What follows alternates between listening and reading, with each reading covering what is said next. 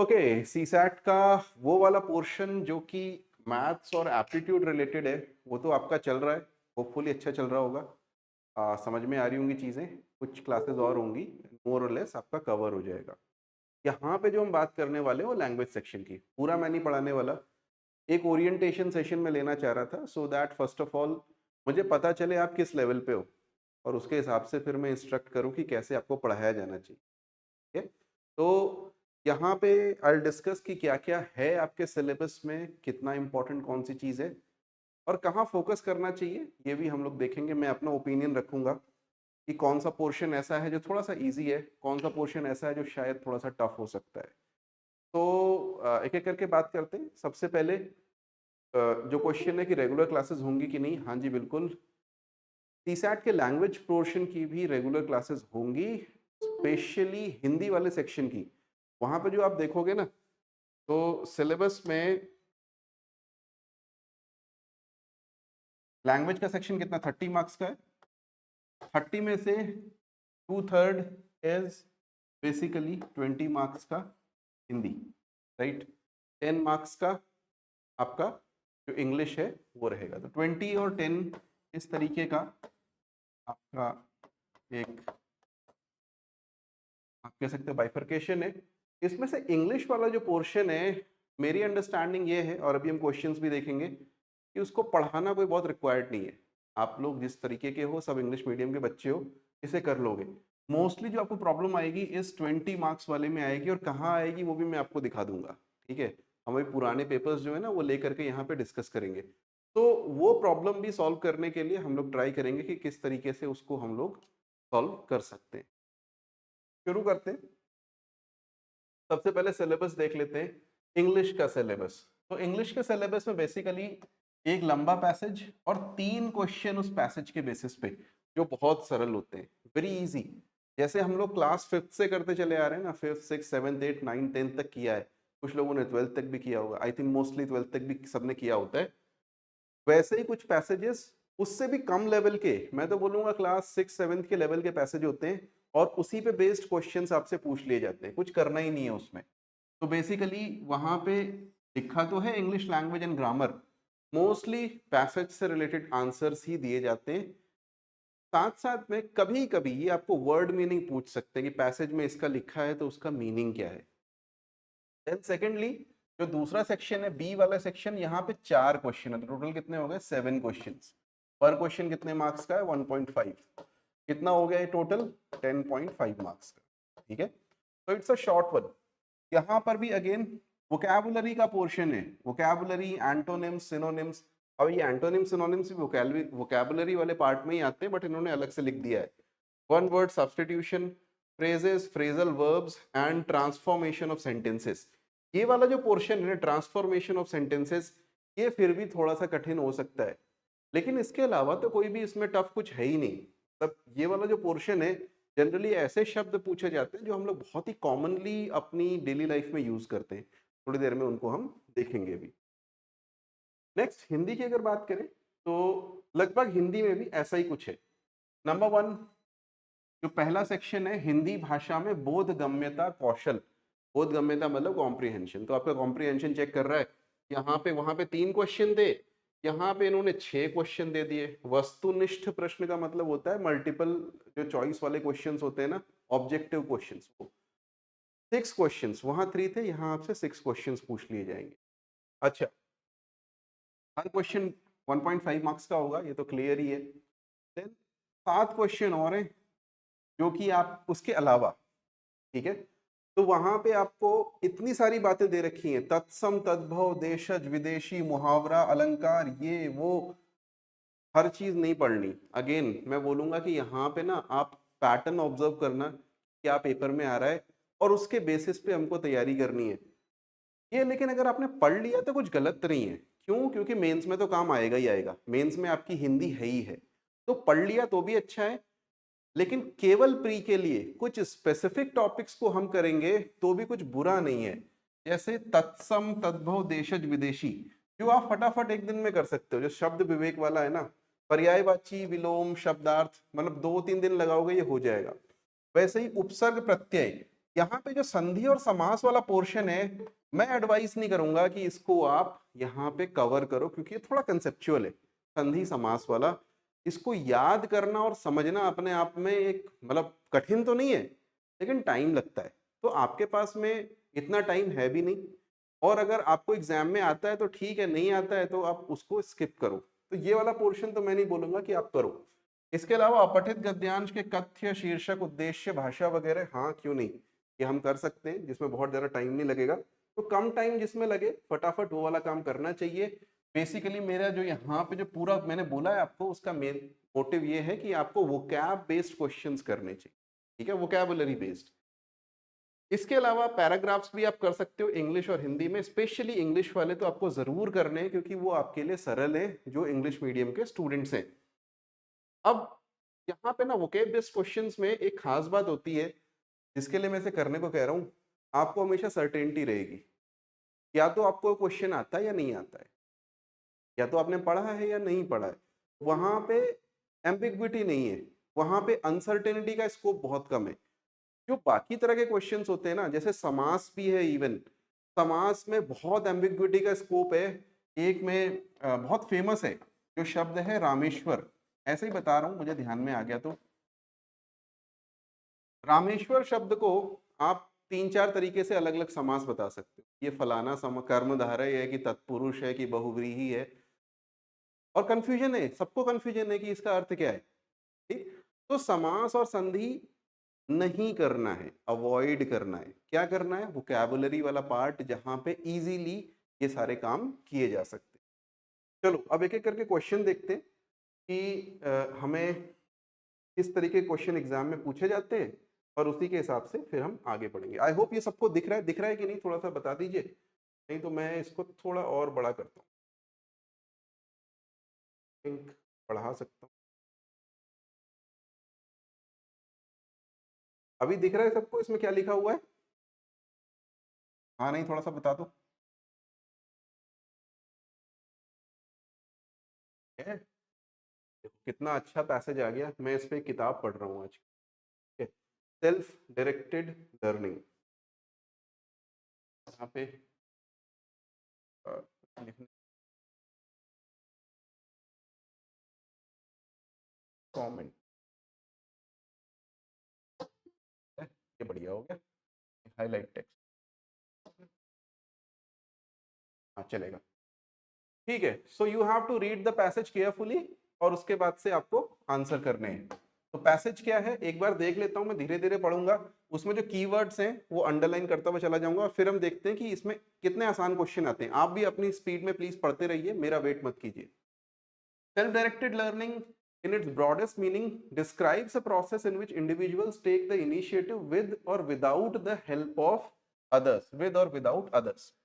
In diagnosing, अब ये purpose क्या है, ठीक है, what I'm doing here is, जब मैं पढ़ता हूँ ना तो मेरे दिमाग में कुछ क्वेश्चंस आते हैं, what, when, who, why, etcetera.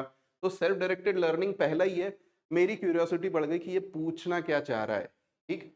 तो उसने एक तरीके से उसको डिफाइन कर दिया, उसके बाद उसका पर्पस डिफाइन कर रहा है। Learning needs, formulation of learning goals, identifying resources for learning, choosing and implementing learning strategies, and evaluating learning outcomes. Thus, it is important to attain new knowledge easily and skillfully for the new knowledge की बात कर रहे हैं ना, for the rest of his or her life. तो what is the need? अब need क्या है? दूसरी चीज ये है, वन रीजन, यानी बेसिकली ये वाई बता रहा है। One reason is that there is a convincing evidence that people who take the initiative in learning learn more things, ठीक है। तो इनिशिएटिव लेने वाले लोग थोड़ा सा ज्यादा पढ़ते हैं, नेचुरल सी बात है, and learn better. Second reason, this is the first reason, then there is a second reason, is more in tune with our natural process, more in tune with our natural process. I hope you realize कि मैं क्यों underline कर रहा हूं, so that आपको last में ये passage दोबारा ना पढ़ना पड़े, फटाफट पढ़ लेना है। इंपॉर्टेंट पार्ट्स जो लगे अंडरलाइन करने, लास्ट में उसको दोबारा नहीं देखना। बाय द वे, मैंने अभी तक ये पैसेज देखा नहीं है, पढ़ा नहीं है, मैंने ऐसे स्किप मार लिया था ऊपर ऊपर से, but I did not read this passage.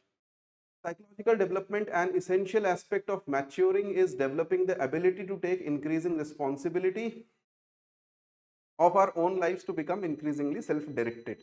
The third reason, एक और reason है, okay, is that Many of the new developments in education put a heavy responsibility on the learners to take good deal of initiative.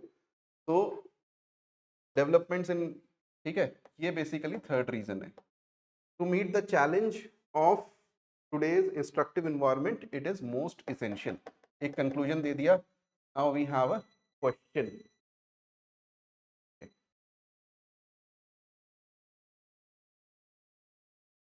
Which word best describes self-directed learning? हाँ जी, अब आप बताओ answer. मैंने by the way ये नाम ले भी लिया था बीच में ऐसे ही, मुझे पता नहीं था इसमें ये ऑप्शंस है. ठीक है, active learning, right. Yes, it's not compulsory, it is not passive. Passive मतलब आप कुछ कर ही नहीं रहे हो. यहाँ पे बताया जा रहा है ना, आप इंटेंशनली कुछ कर रहे हो. When you do intentionally something, you are active, not repulsive. Second, the modern environment according to the author is what? Restrictive, instructive, less developed, impractical. जाना हो तो थोड़ा सा ऊपर चले जाओ. ये लो, लिखा हुआ है modern environment.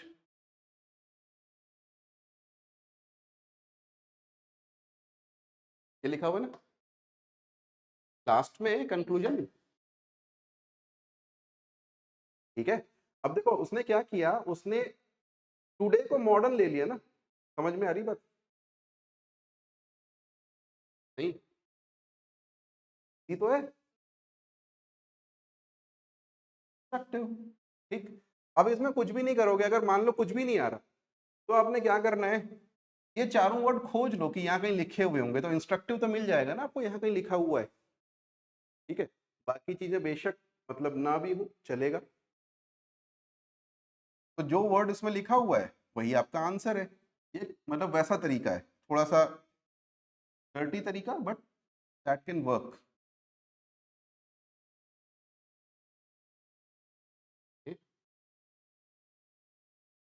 Okay, there is a need for self directed learning because तीन रीजंस दिए थे.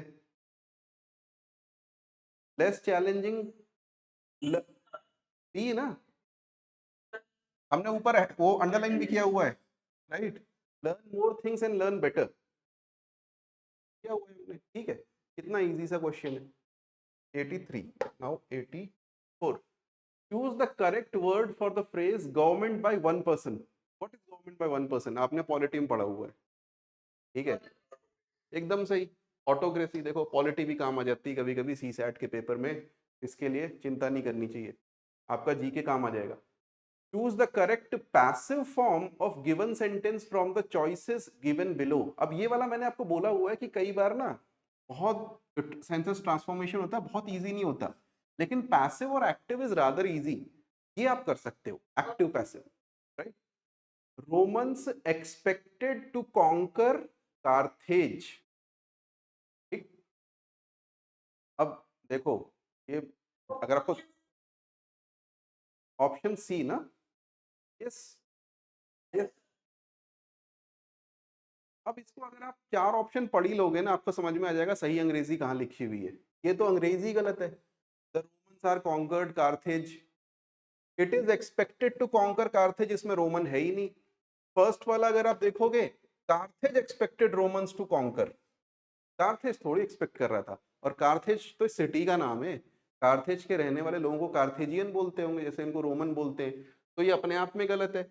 एलिमिनेशन भी करोगे तो सी सही है. ठीक, choose the correct synonym for the word competition. Fight, contest, legal, competence. इससे सरल कुछ हो सकता है? Contest, right. Very good. What can be an appropriate meaning of the word slumber? थोड़ा सा कठिन हो सकता है, बट इतना भी नहीं है. इन लोगों ने इंग्लिश मीडियम में पढ़ा हुआ है, उनको पता है स्लम्बर का मतलब होता है स्लीप. ठीक है, तो I am trying to rouse you from your slumber, ताकि आप लोग ये इसमें डरे नहीं, इसमें डरना नहीं. अब देखो बड़ा पोर्शन आ गया हमारे पास में, तो इसको प्रयास करते हैं. देखो कितना सरल होगा, भी देखते हैं. अपठित गद्यांश जिसमें 6 प्रश्न होंगे, है ना, 6 क्वेश्चंस होने चाहिए. प्रत्येक राष्ट्र की अपनी एक सांस्कृतिक धरोहर होती है. या भैया, राष्ट्र की सांस्कृतिक धरोहर होती है जिसके बल पर वह प्रगति के पथ पर अग्रसर होता है. मानव युग युग में, अच्छा यहाँ पे ना गलत लिख दिया इसने, 2 युग लिख दिए।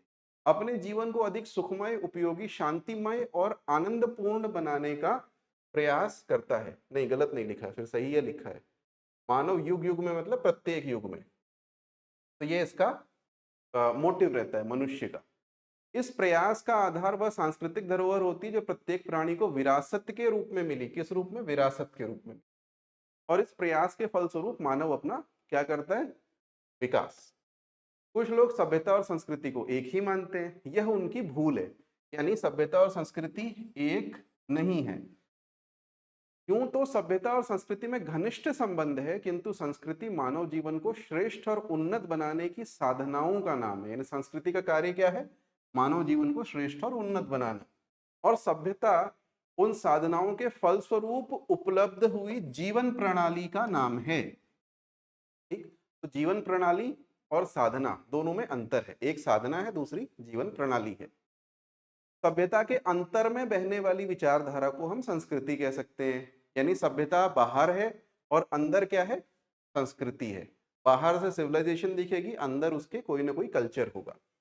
संस्कृति अच्छी या बुरी हो सकती है। किसी राष्ट्र की सभ्यता का मूल्यांकन उसकी संस्कृति के आधार पर कर सकते हैं। क्या हो सकता है? संस्कृति का मूल्यांकन सभ्यता के आधार पर कर ले। प्रत्येक राष्ट्र की संस्कृति वहां की भौगोलिक परिस्थितियों पर निर्भर है, ये भी ठीक है। और मानव जीवन को प्रभावित करने में इसका प्रकृति का बड़ा हाथ रहता है। चलो, अभी पहला प्रश्न देखो लिखा है, किसी राष्ट्र की सभ्यता के मूल्यांकन का आधार है। सभ्यता के मूल्यांकन का आधार क्या है? संस्कृति। यही है ना भाई? नहीं है? अभी लिखा था ना। तो ये तो डायरेक्टली लिखा हुआ है, कुछ करना थोड़ी है। हिंदी पढ़नी आती तो ये कर ही लोगे। सांस्कृतिक शब्द में प्रत्यय बताइए। अब इतना पता होना चाहिए प्रत्यय होता है क्या है।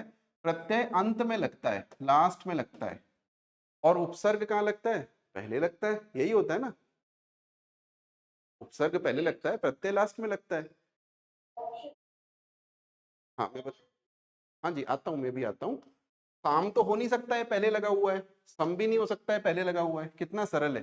दो ऑप्शन है आपके, है ना, इक या इक। अब ये इक क्यों होगा? इसके पीछे कारण है। देखो सांस्कृतिक कोई अकेला ऐसा शब्द नहीं है। अब ऐसे शब्द बहुत होंगे जिनमें ये प्रत्यय लगा होगा। सब में तिक हो ये जरूरी नहीं, लेकिन ये मात्रा वाला जनरली जो प्रत्यय का पहला अक्षर होता है ना, मात्रा टाइप का होता है। ठीक, ये उसकी पहचान है, ये आपको मैं बता रहा हूँ। जैसे बुढ़िया, तो उसमें इया नाम का प्रत्यय लगा हुआ है। तो ई क्या है? वो स्वर है। स्वर व्यंजन तो समझते हो ना, बचपन में वर्णमाला पढ़ी होगी। ओ आ उ ऊ ई वगैरह ये स्वर हैं। क ख ग घ ङ ये व्यंजन है। तो जनरली प्रत्यय का पहला अक्षर क्या होगा? स्वर होगा। सारी बात समझ में? व्यंजन नहीं होगा। और इसलिए ये प्रत्यय हो गया अपने आप ही। इसमें नहीं भी पता हो तो भी ठीक है। ये तो मतलब बहुत ही आसान है। चलो, विरासत शब्द किस श्रेणी का है? अब देखो यहां पे आपसे पूछ लिया, 4 प्रकार के शब्द होते हैं, तत्सम, तद्भव, देशज और विदेशी। तत्सम वो शब्द होते हैं जो संस्कृत में जैसे होते हैं वैसे ही हिंदी में प्रयोग किए जाते हैं। ठीक, जैसे मैंने बोला प्रयोग करना, तो प्रयोग क्या है? ये तत्सम शब्द है। जी कहिए। हाँ जी, डी। अच्छा अभी बताता हूँ।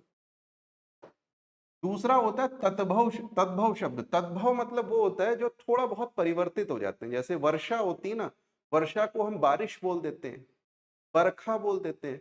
तो ये क्या है? तद्भव शब्द है, संस्कृत के शब्दों से उत्पन्न है। तीसरा होता है देशज शब्द।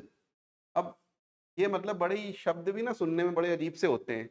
जैसे कुल्ला, ठीक है, कुल्ला करके आओ, किसी भाषा में ऐसा नहीं मिलता। देशज शब्द है, ठीक है।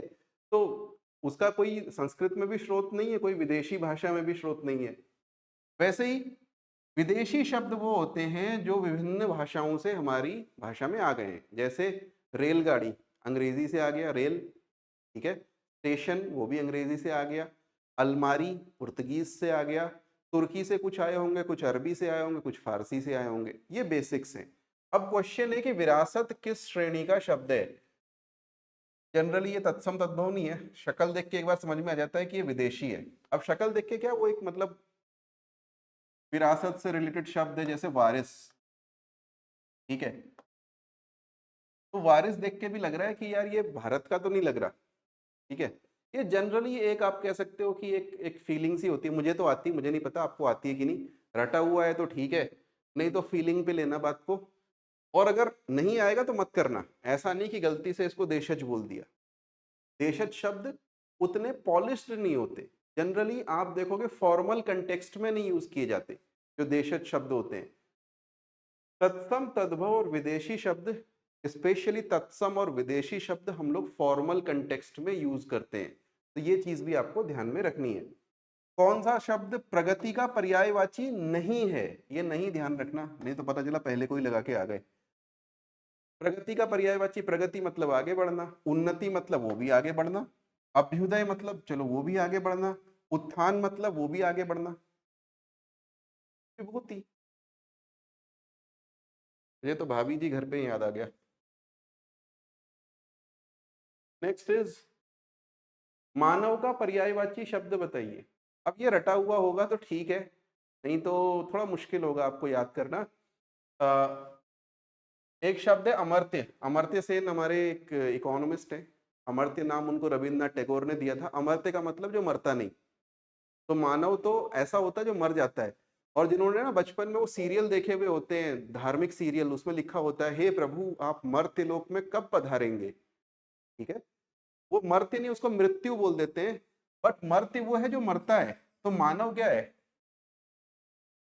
पैदा होता है और चला जाता है, प्रयास करता है कि जितने दिन रह सके उतने दिन रह जाए और ढंग से रह जाए। इसलिए मानव का पर्यायवाची जो होता है मर्त्य होता है। जिन्होंने थोड़ी बहुत अंग्रेजी पढ़ी है उनको पता होगा अज का पर्यायवाची या तो पिता होता है या फिर बकरा भी होता है, दोनों ही चीजें होती हैं, अज अजा, है ना, पढ़ा होगा। माधव तो भगवान का नाम है, इतना तो पता ही होगा। सभ्यता का शब्दार्थ क्या है? क्या बात कर दी आपने, थोड़ी देर पहले कुछ और ही पढ़ा था हमने। हाँ, ये है ना, ठीक है, अभी तो पढ़ा था। अरे किसी ने जीने की कला बता दिया। सभ्यता जीवन प्रणाली है ना भैया, ठीक है। मूल्यांकन का संधि विच्छेद कीजिए। अब अगर ये देखो, यहाँ पे अगेन आता है तो ठीक है, नहीं तो इसको स्किप कर देना, जरूरी नहीं है हर क्वेश्चन करना, आपको इसको क्लियर करना है। वैसे अगर मैं बता दूं तो इसका सही अर्थ ये है मूल्य प्लस अंकन, ठीक है, आता है तो ठीक है, नहीं तो इसको स्किप मारना, टेंशन नहीं लेना। महत्वपूर्ण का विपरीतार्थ लिखिए, यानी एंटोनिम लिखना है। तो ये तो लग रहा है कि कुछ उल्टा ही है ना, पूर्ण महत्वाकांक्षी भी कुछ अलग ही लग रहा है, या तो महत्व रहित हो सकता है या महत्वहीन हो सकता है। अब साधारणतः हम ये शब्द यूज करते हैं महत्वहीन, महत्व रहित कर सकते हो बट इतना जनरली कॉमन शब्द नहीं है, महत्वहीन शब्द ही सही है। उपर्युक्त गद्यांश का उपयुक्त शीर्षक क्या है? आप देख लो, इसका कुछ वो नहीं है, दो चीजों के बारे में बात की गई है, यही तो, कितना सरल है। बार बार, अब देखो इसका एक आसान तरीका है सब, है ना, इसका शीर्षक पहचानने का, वापस ऊपर जाओ और देखो इसमें ज्यादा बार क्या कौन सा शब्द लिखा हुआ है। जो शब्द ज्यादा बार लिखे गए होंगे ना, जनरली उन्हीं के आसपास इसका शीर्षक होता है। और ये शीर्षक मेंस में भी पता करने का तरीका है, जो शब्द ज्यादा, जिनकी आवृत्ति होगी, ज्यादा बार जिनकी फ्रीक्वेंसी होगी, उनसे ही कहीं ना कहीं आपको दिखेगा कि आपका जो शीर्षक है वो बना होगा। कोई भी राष्ट्र किसके बल पर प्रगति के पथ पर अग्रसर होता है? सांस्कृतिक धरोहर सबसे ऊपर लिखा हुआ था, शायद याद होगा आपको। देखो दिखाऊं, भूल गए हो, दूसरी लाइन थी। हाँ पहली लाइन, ये देखो, फर्स्ट, दूसरी भी नहीं है, सांस्कृतिक धरोहर के बल पे। तो यहाँ पे ना अपना दिमाग मत लगाना, जो लिखा हुआ है उस पर वापस जाना। तो कोई भी राष्ट्र सांस्कृतिक धरोहर के बल पर प्रगति के, सरल है ना, कठिन तो नहीं है, क्या लगता है आपको? ठीक है चलो, अब आ जाते हैं हम, और भी क्वेश्चन कर लें, पुराने सारे कर लेते हैं ना, खत्म ही करते हैं, कहाँ टेंशन में रहोगे। ओके, ये लाना पड़ेगा इसको।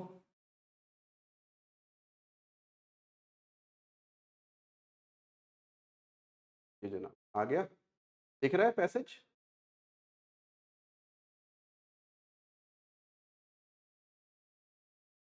We get the tool comment pencil, ठीक।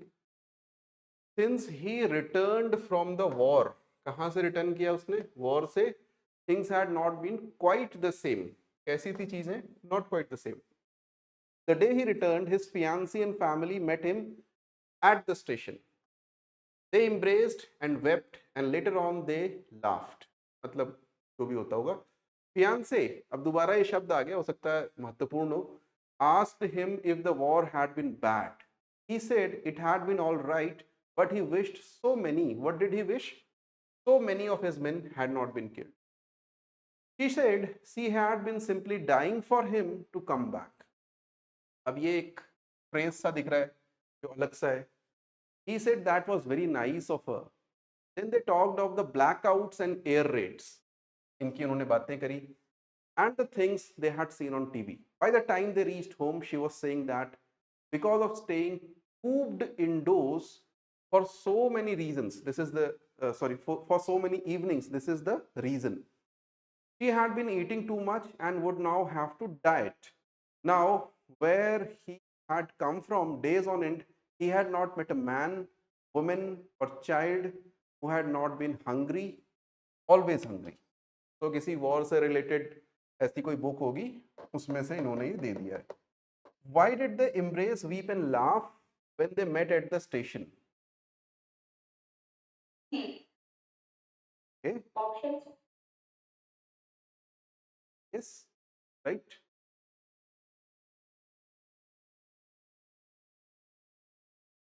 Next. Why were people always hungry at the place from where he had come? He diet तो नहीं कर रहे थे, वॉर से लौट रहे थे ना। Did not like the food, ऐसा भी नहीं है। वॉर में क्या होता है, स्कार्सिटी ऑफ फूड, खाना ही नहीं मिलता। इसीलिए पाकिस्तान को मन तो बहुत है, हमसे लड़ता क्यों नहीं, क्योंकि अभी वहाँ आटे की बोरी मिलनी मुश्किल है।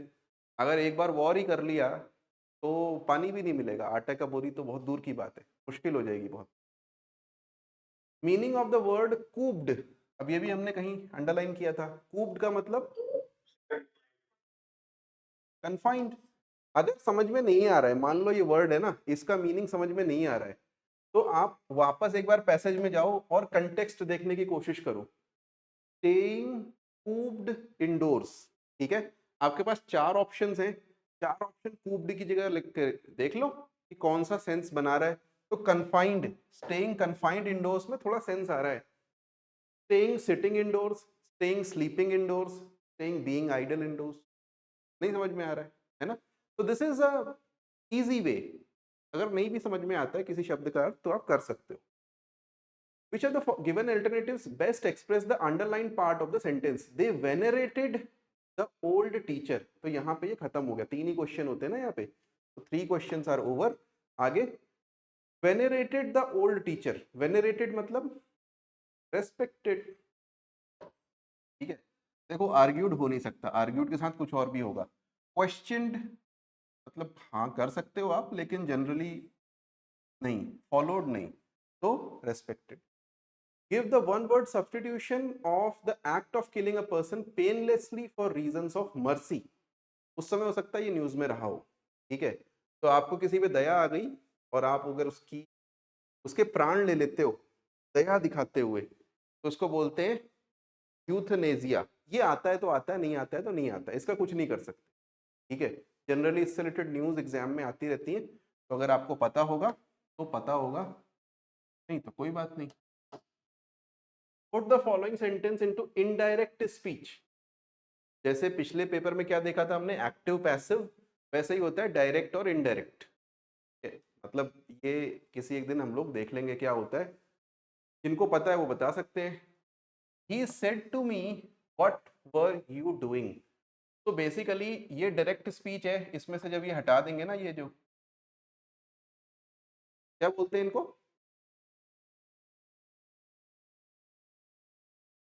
इनको क्या बोलते हैं भाई, जो मैंने गोले लगा रखे, इन्वर्टेड कॉमास बोलते हैं ना भाई, इन्वर्टेड कॉमास, राइट। इनको हटा देंगे।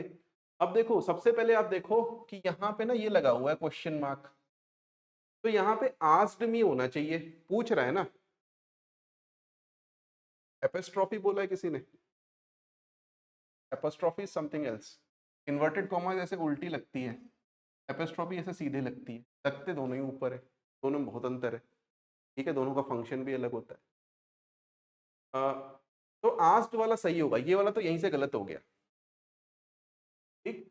उसके बाद में he asked me what was I doing, what I was doing, what I had been doing.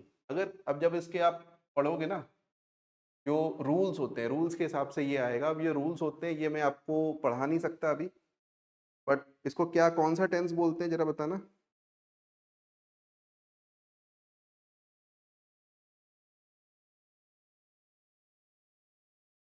चलो कोई बात नहीं, देख लेना यार, कौन पढ़ा है आपको। पास्ट कंटिन्यूअस, नहीं नहीं नहीं नहीं, अरे रहने दो यार, टेंस थोड़ी पढ़ना है हमने, इतना टेंशन नहीं लेना, आगे बढ़ते हैं, छोड़ो। What is the antonym of dusky. अरे वाह, ये तो आप कर सकते हो, आजकल ये न्यूज में भी बड़ा रहता है ना। जो सांवली होती है उसको डस्की बोलते हैं ना, सांवला, सांवली।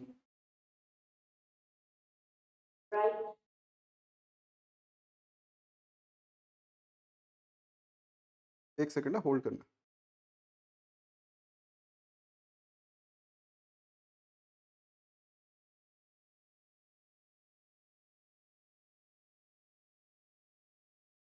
ठीक है, चलो। तो हाउ डज दिस वर्ड कम, ऐसे ही बता रहा हूँ क्योंकि मेरा मन कर रहा है। डस्क, व्हाट इज डस्क, जो इवनिंग का टाइम होता है, जिस समय सूर्य डूब रहा होता है, that is called dusk, dawn to dusk. तो डस्की मीन्स उस समय की जो कलर होता है वैसा, it's not very bright, right. तो इसलिए इसका होगा bright. Why did I do this, because white नहीं होगा, देखो व्हाइट भी कई लोगों को कंफ्यूजन हो सकता है, इन दोनों में कंफ्यूजन नहीं होगा, ठीक है। अगर डस्की सांवला है तो क्या पता गोरा, उसको व्हाइट बोलते हो, ऐसा हो सकता है, but this is related to dusk, dawn to dusk, right. तो इसलिए इसका जो आंसर होगा वो ब्राइट होगा। Hopefully this is clear to you. Hindi देखते हैं क्या लिखा हुआ है भी हिंदी, फिर संस्कृति की बात आ गई। हिंदी में ना जब भी लिखते हैं हम लोग सभ्यता और संस्कृति की बड़ी बातें करते हैं। संस्कृति और धर्म के संबंध बहुत जटिल हैं। कैसे हैं? बहुत जटिल हैं। इतिहास पर दृष्टि डालने से, कहां पर? इतिहास पर, ऐसा लगता है जैसे संस्कृति धर्म का ही अंग रही है। आज भी साधारणतया उसको अलग करके देखना मुश्किल हो जाता है। अपने मूल में धर्म संस्कृति से अलग है भी नहीं, लेकिन मूल में है ना, क्योंकि धर्म शब्द बहुत प्राचीन है, संस्कृति उसके मुकाबले में अर्वाचीन है। अभी प्राचीन का उल्टा क्या लिख दिया? अर्वाचीन लिख दिया यहाँ पे, तो इसको ध्यान में रखना। वैसे भी ध्यान में रखना, प्राचीन और अर्वाचीन। जब धर्म का रूप व्यापक था, वह संगठित नहीं हुआ था, अर्थात संप्रदाय नहीं बना था, एक जीवन पद्धति का परिचायक था, तब मानव जीवन का अर्थ देने वाले मूल्यों को संस्कृति जैसा नाम देने की अलग से आवश्यकता नहीं थी। और यह आवश्यकता अचानक किसी दिन पैदा हो गई हो, ऐसा भी नहीं लगता। धर्म जब सिमटते सिमटते खंडों में बंटने लगा, तो कब? इस समय पे लोक से अधिक परलोक में उसकी व्याप्ति होने लगी, मनुष्य उससे छूटने लगा और परमात्मा की सत्ता के प्रति उसका लगाव बढ़ना लगा, तो धीरे धीरे यह शब्द अस्तित्व में आया। परमात्मा की सत्ता से लगाव सत्य के शोध के रूप में अग्राह्य नहीं। देखो, डरना मत, ये मतलब अनफॉर्चुनेट बात है, या मुझे नहीं पता, हो सकता है फॉर्चुनेट बात हो। हिंदी के जो लेखक है उनको लगता है कि जितनी कठिन हिंदी लिख दो ना, उतने बड़े पंडित और विद्वान वो हैं। ऐसा कुछ नहीं है, साधारण हिंदी लिखनी चाहिए, लेकिन ये पढ़ना आना चाहिए। आप हिंदी पट्टी के छात्र हैं तो इतना आप पढ़ेंगे तो अच्छा लगेगा। परंतु कालांतर में जब कर्मकांड और अंधविश्वास जैसे राहु केतुओं का आविर्भाव हुआ, कर्मकांड और अंधविश्वास, तब जिज्ञासा समाप्त हो गई। धर्म एक रूढ़ी बनकर रह गया। मनुष्य संस्कृति का सहारा लेता है क्योंकि संस्कृति मनुष्य को जोड़ती है। क्या करती है? जोड़ती है, किसी भी तरह तोड़ती नहीं, क्योंकि वह दूसरे के लिए जीने की प्रेरणा में से रूप लेती है। संस्कृति में किसी परलोक और उसके अधिष्ठाता के लिए स्थान नहीं है। यानी संस्कृति धर्म से अलग है। क्यों? क्योंकि उसमें भगवान और परलोक की बातें नहीं होती। उसकी आंखें निखोट इसी धरती पर लगी हैं और वह विशुद्ध सामाजिक है। चलो अब बात करते हैं। धर्म का मूल उद्देश्य नहीं है मानव का मानव से लगाव, अपरोक्ष सत्ता के प्रति अनासक्ति, समाज में सृजन और सामंजस्य की स्थापना, मानवीय मूल्यों की स्थापना। बताइए।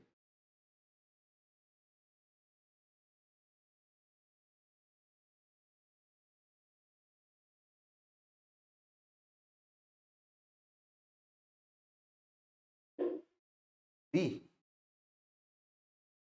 इसकी बात कर रहे हैं? ठीक है, अब मैं समझा देता हूं कि कैसे ये आ रहा है। ठीक, सही है, उत्तर गलत नहीं है। वो कह रहा मूल उद्देश्य, मूल का मतलब फंडामेंटल। तो ये फंडामेंटल को यहाँ डिफाइन किया हुआ है ना। जब धर्म का रूप व्यापक था तो ये संस्कृति थी। धर्म और संस्कृति में अलग से कुछ था ही नहीं। तो संस्कृति में मानव का मानव से लगाव होता है, जोड़ती है, समाज में सृजन और सामंजस्य की काम करती है, सामाजिक होती है, मानवीय मूल्यों की स्थापना करती है। मतलब ये जो है ये धर्म का बेसिक उद्देश्य नहीं है। अपरोक्ष सत्ता के प्रति अनासक्ति, इसका मतलब क्या हुआ? कोई बता सकता है? अपरोक्ष सत्ता के प्रति अनासक्ति का मतलब क्या होता है? अगर ये भी समझ में आ गया ना तो भी कर लोगे।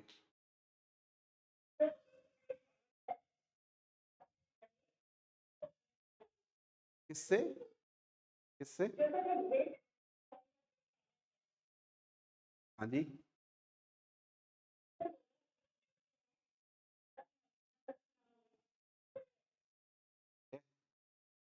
उल्टा बोल दिया आपने। अपरोक्ष सत्ता, परोक्ष, अपरोक्ष मतलब ये दिखती नहीं है। ठीक है, भगवान की बात कर रहा है।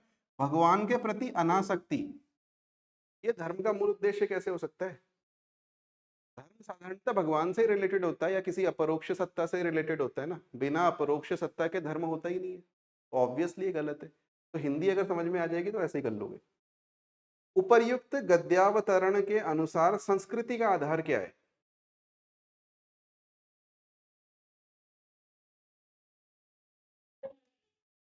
हम्म? जीवन मूल्य। अब देखो, अगर आप थोड़ा बहुत हिंदी जानते हो तो समझ में आ जाएगा कि कट्टरता तो है ही नहीं संस्कृति का आधार, क्योंकि वो तोड़ती तो है नहीं। अतिवादिता भी नहीं है। अतिवादिता मतलब कट्टरवाद, है ना, कट्टरता से रिलेटेड। दुराग्रह भी नहीं है, शब्द ही लग रहा है कि थोड़ा खराब सा है। तो जीवन मूल्य ही सही होगा। ठीक, तो यहाँ पे आपको कहीं जीवन मूल्य हो सकता है, संभव दिख भी जाए। क्या होगा कहीं?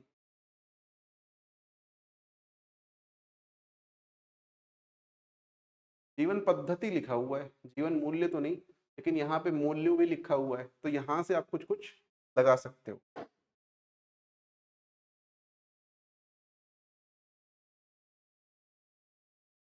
निम्नलिखित में से एक विशेषता बताइए जो संस्कृति की नहीं है। कितना सरल प्रश्न दे रखा है। सबको आना चाहिए यार।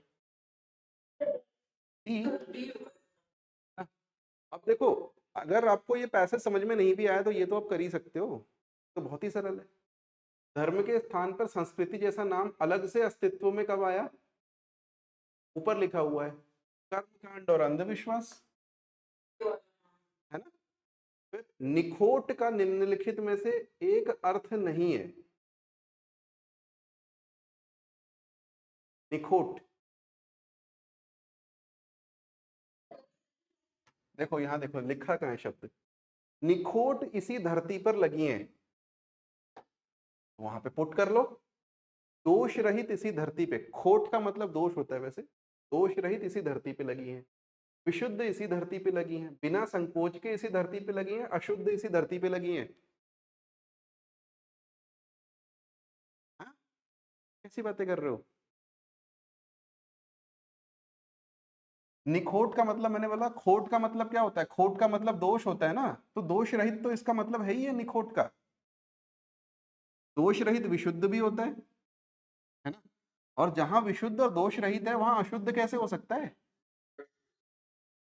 नेचुरल सी बात है ना, मतलब या तो ये होंगे या तो ये होंगे, एक साथ कैसे हो सकते? ठीक है, आ रही बात समझ में? हाँ, चलो, मुझे मैंने भी पहली बार ये शब्द पढ़ा है। हाँ जी, हाँ जी, हाँ। मुश्किल शब्द किस भाषा का है? हिंदी, तुर्की, अरबी, फारसी। नहीं पता, छोड़ देना। तुर्की, अरबी, फारसी में से किसी का होगा। इनको हम बोलते हैं, इसका मैंने अलग से एक एक्रोनिम बना रखा है, फैक्ट। फारसी, अरबी, तुर्की। तो यहाँ से बहुत सारे शब्द हमारे भाषा में आए हुए हैं। नश्वर शब्द का विलोम है दी।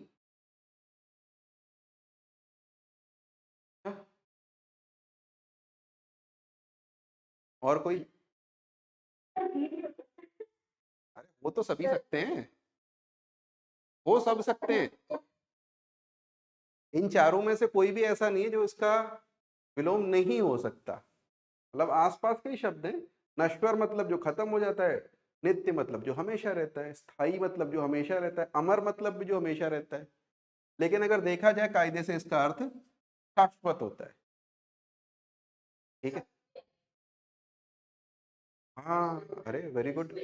अब जैसे नित्य का होगा ना, तो नित्य का अब यहाँ पे ऐसे करके देखना, देखो नित्य का क्या होता है? अनित्य होता है ना। स्थायी का क्या होता है? अस्थाई होता है। ठीक है, यही तो होता है। तो इसलिए नश्वर का शाश्वत होगा। कहने का मतलब क्या है, अगर एक मतलब बड़ी बात बोलूं, यहाँ आधा शौ लिखा हुआ है, यहाँ भी आधा शौ लिखा हुआ है, क्या पता कुछ रिलेशन हो। सोच लेना एक बार पेपर करते हुए, हो सकता है समझ में आ जाए।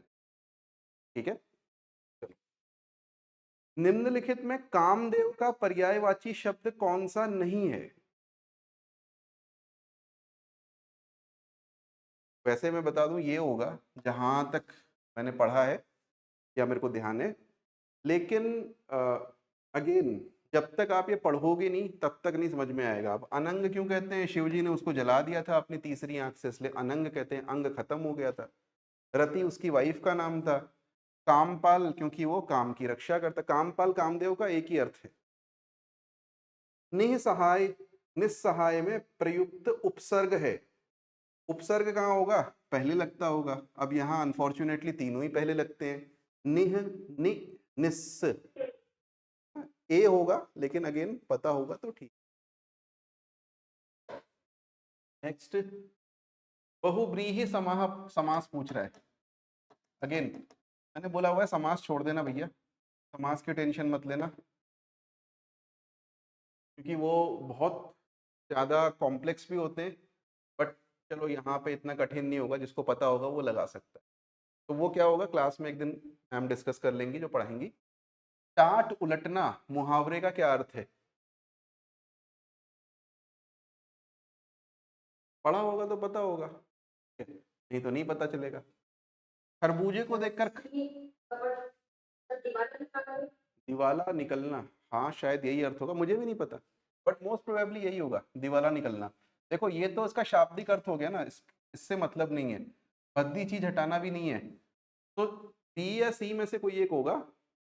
ठीक है, मोस्ट प्रोबेबली सी होगा। एक बार देखना कि इसका क्या है। अगेन आप इसको एक्सटेंसिवली पढ़ लोगे लेकिन फिर भी कुछ चीजें हो जाएंगी। तो यहाँ पे क्या सरल आपको पढ़ रहा है कि आप पैराग्राफ से कुछ चीजें कर सकते हो।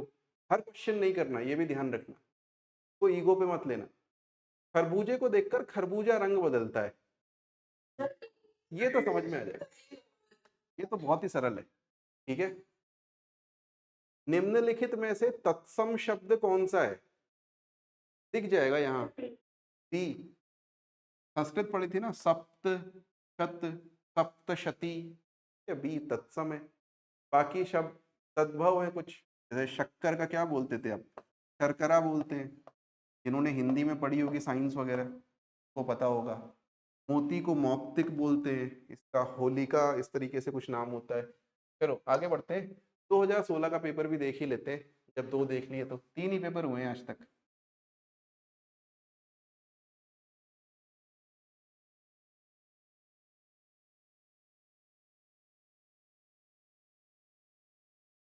चलो पढ़ना शुरू करो, मैं भी शुरू करता हूँ।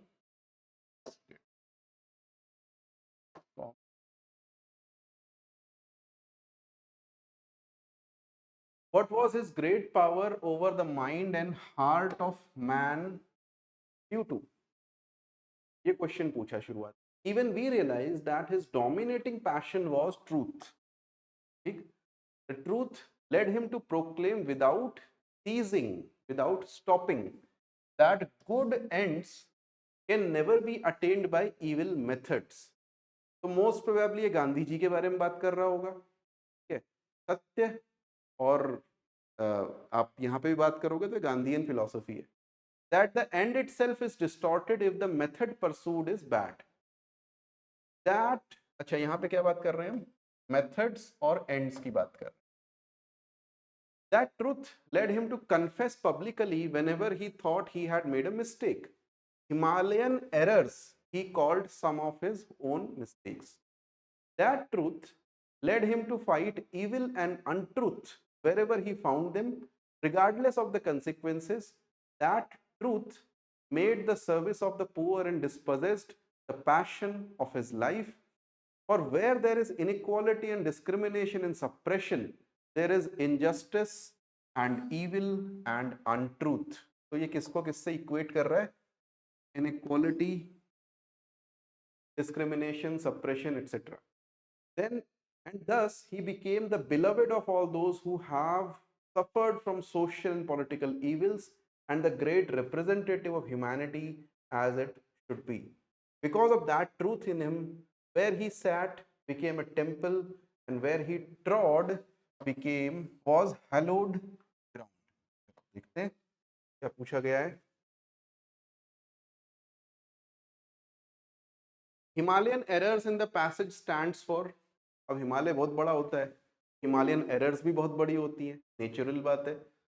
तो errors that can not be corrected, नहीं ऐसा कुछ नहीं, सीरियस एरर्स, अगर यहाँ से कहा जाए सीरियस एरर्स, बिग एरर्स, बड़ी बड़ी गलतियां जो होंगी हिमालयन एरर्स कही जाएंगी।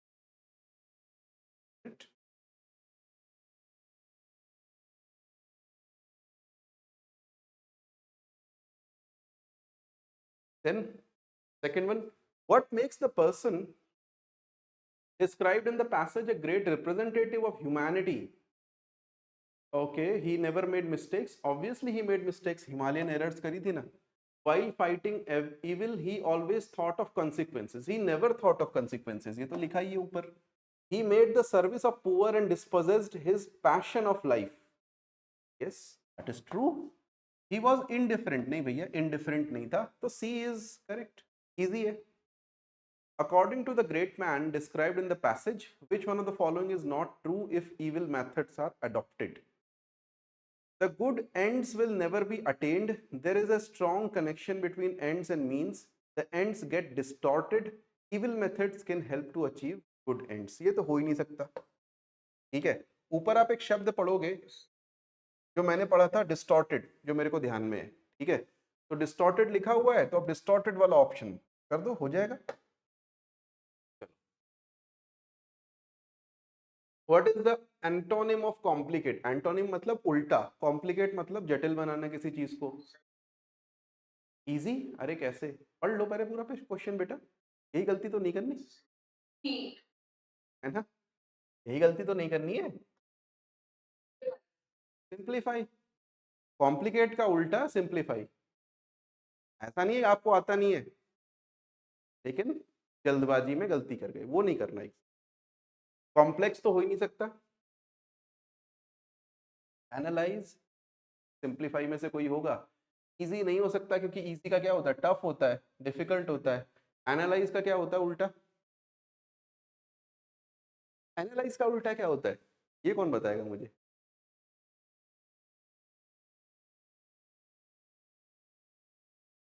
सोचो, एनालाइज का मीनिंग क्या होता है, चलो ये बता दो।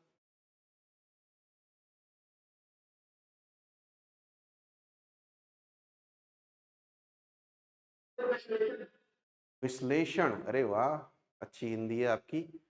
और विश्लेषण का उल्टा क्या होता है, हिंदी में ही बता दो चलो। इन्वेस्टिगेट, एनालाइज का मतलब इन्वेस्टिगेट भी हो सकता है। चलो ऐसे ही थोड़ा डाइग्रेस करते हैं, कभी कभी मजे भी करने चाहिए पढ़ते पढ़ते, ये तो मजा नहीं आता। श्लेष पढ़ा है किसी ने, श्लेष अलंकार?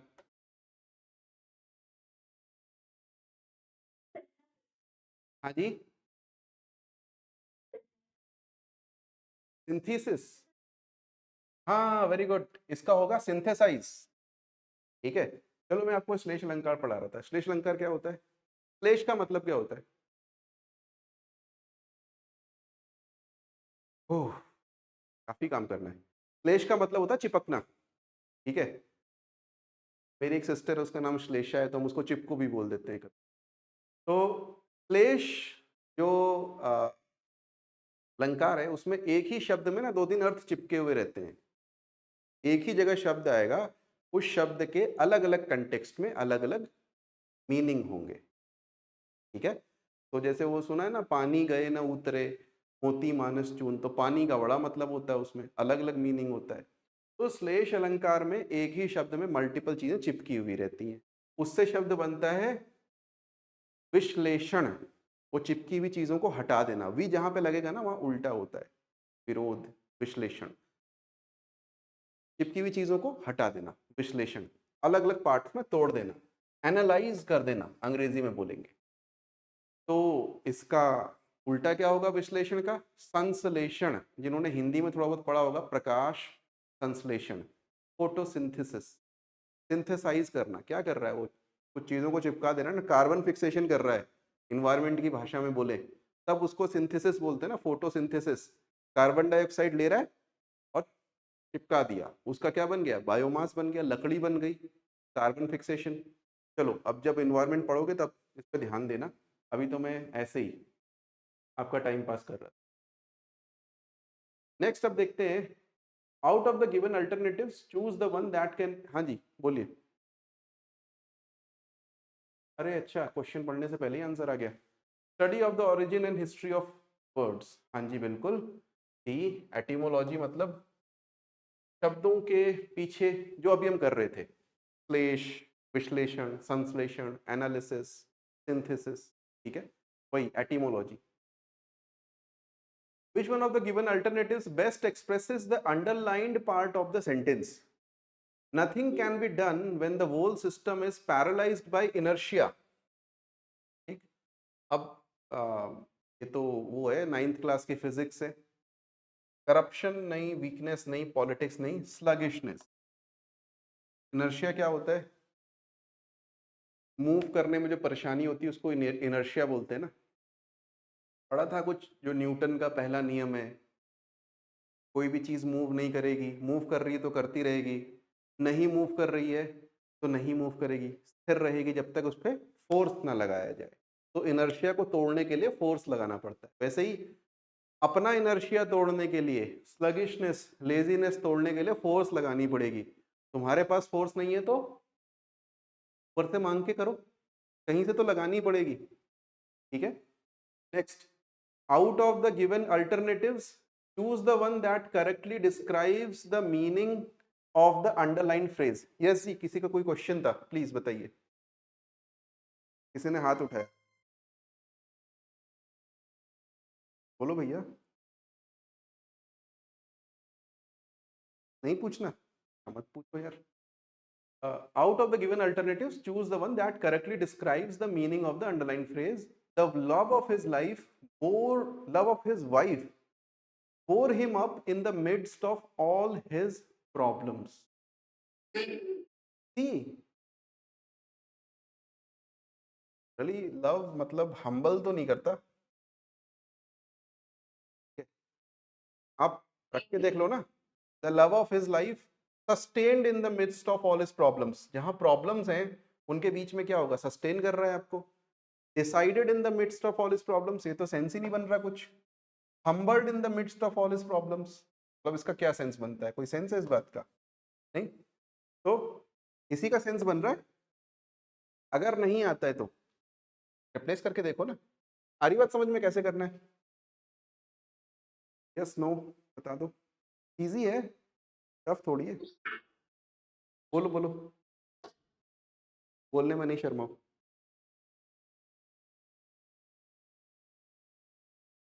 अरे छोटा सा है, फटाफट हो जाएगा। देखो, आप शुद्ध हृदय से इस बात पर विचार करें कि मातृभूमि और मातृभाषा का आप पर भी ऋण है। मोदी जी का प्रभाव हो गया, मैं री को रू बोल रहा हूँ जैसे साउथ इंडियंस बोलते हैं।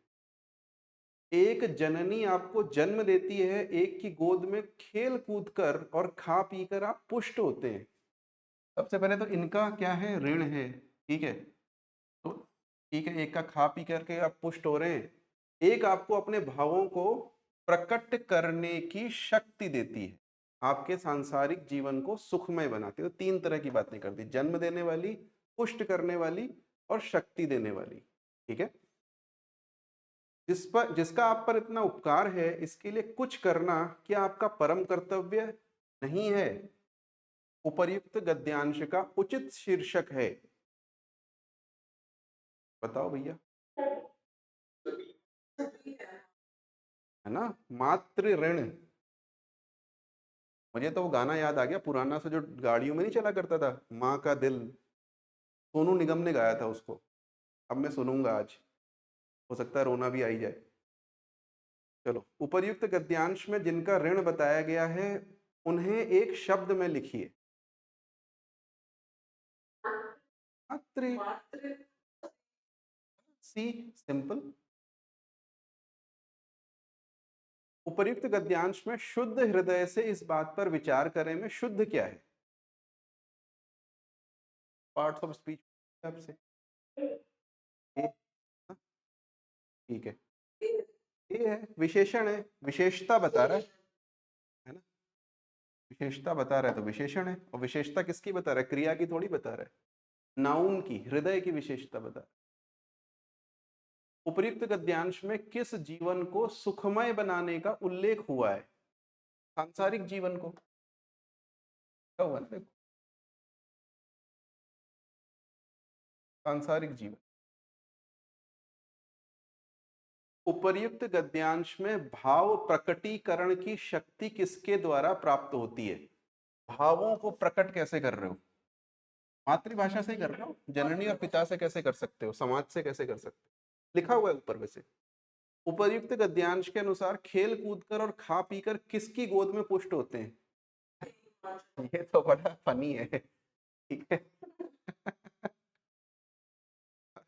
एक पुराना, बहुत पुराना गाना है, छोटा सा बालमा अंगना में गिल्ली खेले, मुझे तो उसकी याद आ रही है। पत्नी की गोद में खा पी कर पुष्ट हो रहे हैं। तो नेचुरली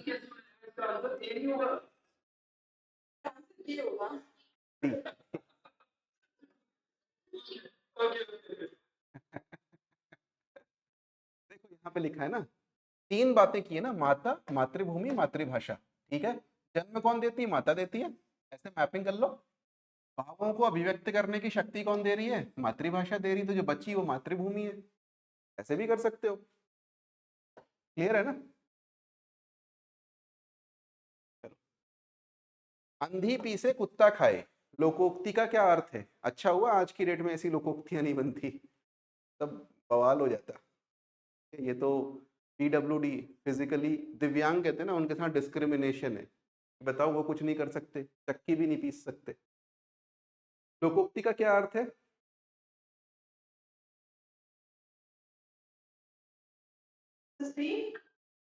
नहीं, ये है,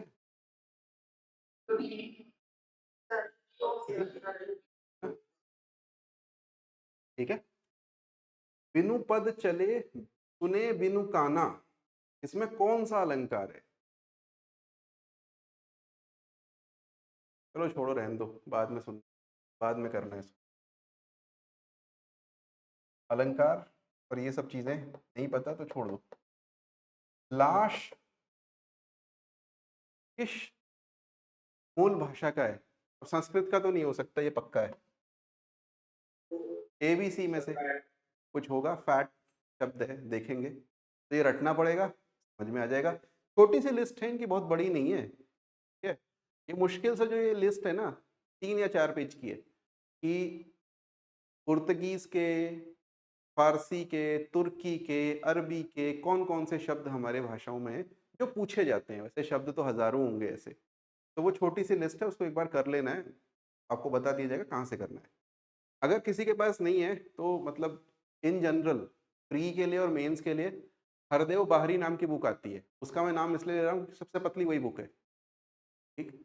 उसको आप कर लेना, ले लेना। किया प्रत्यय से शुद्ध शब्द बना है।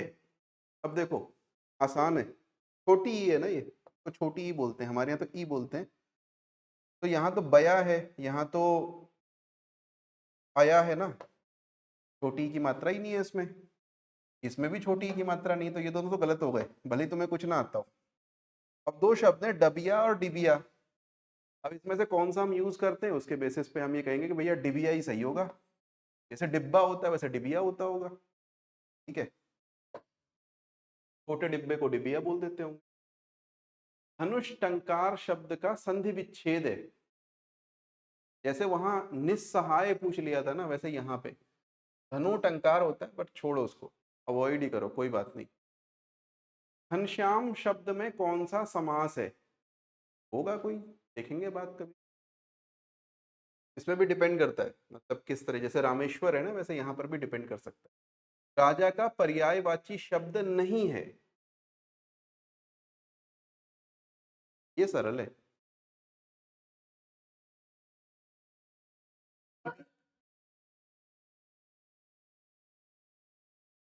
भूस्वामी, भूस्वामी तो आप भी हो सकते हो, जमीन खरीद के, ठीक है। भूस्वामी मतलब लैंडलॉर्ड, जमीन खरीद लो, आप भी भूस्वामी हो, आपके नाम पे लैंड है तो आप भी भूस्वामी है। भूपति मतलब, हालांकि पति स्वामी का एक ही अर्थ है, लेकिन भूपति का मतलब राजा के अर्थ में ही होता है। धरणी धर का मतलब भी राजा का ही अर्थ होता है, और भूपाल भी राजा का अर्थ है। ये पर्यायवाची है जो आपको लिस्ट पढ़नी पड़ेगी। चलो ठीक है, इतना ही है इसमें। कुछ आपके लिए फ्रूटफुल रही होगी क्लास, कुछ तो समझ में आया होगा। और हिंदी की क्लासेस नेक्स्ट वीक से मैं भी रिकॉर्ड करवा रहा हूँ, देखता हूँ आपको मिलनी शुरू हो जाएंगी धीरे धीरे करके। मोर और लेस आपको बहुत ज़्यादा नहीं, मेरे ख्याल से 5-6 क्लासेस का आपका कंटेंट है, आराम से क्लियर हो जाएगा। अगर बाई चांस नहीं होता है तो मैं खुद ही पढ़ा दूंगा, कोई इतनी बड़ी चीज़ सरल होती है।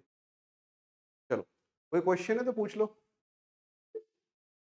पूछो पूछो। सभी क्लासेस होंगी हाँ जी होंगे। होंगी या फिर ऑनलाइन सेशन मतलब आएगा, वीडियो आएगा?